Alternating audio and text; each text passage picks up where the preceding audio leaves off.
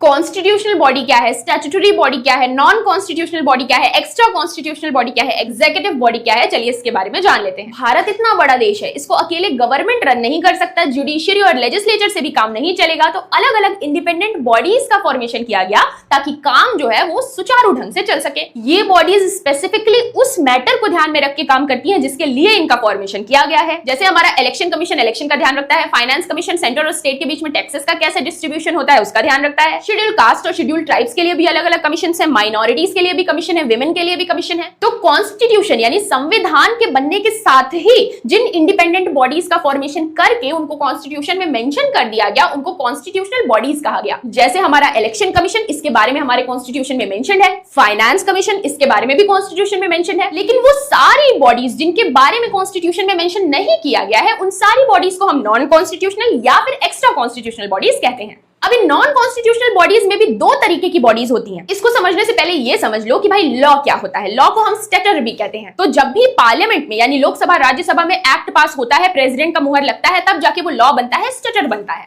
तो वो बॉडीज जिनका फॉर्मेशन पार्लियामेंट में एक्ट पास करने के बाद जो लॉ बना उस लॉ या स्टैट्यूट के बेसिस पे होता है, उन बॉडीज को हम स्टैट्यूटरी बॉडीज कहते हैं। मतलब इनके बारे में कॉन्स्टिट्यूशन में मेंशन नहीं किया गया कॉन्स्टिट्यूशन बनाते टाइम, बाद में पार्लियामेंट में लॉ पास करके इनको बनाया गया, स्टैट्यूट यानी लॉ के बेसिस पे इनको बनाया गया। तो ये स्टैट्यूटरी बॉडीज कहलाई, जैसे कि national human rights commission, national commission for women, national commission for minorities. और वो नॉन कॉन्स्टिट्यूशनल बॉडीज जिनको एग्जीक्यूटिव के ऑर्डर पे बनाया गया, मतलब डायरेक्टली जो रूलिंग गवर्नमेंट है उसने बेसिकली एक एग्जीक्यूटिव ऑर्डर पास करके बना दिया, तो ऐसी बॉडीज को हम एग्जीक्यूटिव बॉडीज कहते हैं, जैसे कि हमारा नीति आयोग। अब इसमें सबसे पावरफुल कौन है? कॉन्स्टिट्यूशनल बॉडीज, क्योंकि पावर कॉन्स्टिट्यूशन से डिराइव करती हैं। सेकंड नंबर पे कौन आता है? स्टैट्यूटरी बॉडीज, पार्लियामेंट में लॉ पास करके बनी है। और थर्ड नंबर पे एग्जीक्यूटिव बॉडीज, एग्जीक्यूटिव ऑर्डर से बनी है। एक बार रिवाइज कर लेते हैं। पूरे कंट्री को रन करने के लिए सिर्फ गवर्नमेंट का होना काफी नहीं है, लेजिस्लेचर और जुडिशियरी से भी काम नहीं चलेगा। कुछ ऐसी इंडिपेंडेंट बॉडीज होनी चाहिए जो स्पेसिफिक मैटर्स का ध्यान रख सकें। इनको हम इंडिपेंडेंट बॉडीज कहते हैं। अब इनमें से जिनके बारे में कॉन्स्टिट्यूशन में मेंशन कर दिया गया उनको कॉन्स्टिट्यूशनल बॉडीज कहा गया, और जितनी भी बाकी बॉडीज हैं उनको नॉन कॉन्स्टिट्यूशनल या एक्स्ट्रा कॉन्स्टिट्यूशनल बॉडीज कहा गया। अब इन नॉन कॉन्स्टिट्यूशनल बॉडीज में से जितनी भी बॉडीज को पार्लियामेंट में एक्ट पास करके लॉ यानी कि स्टैट्यूट के बेसिस पे बनाया गया उनको हम स्टैट्यूटरी बॉडीज कहते हैं,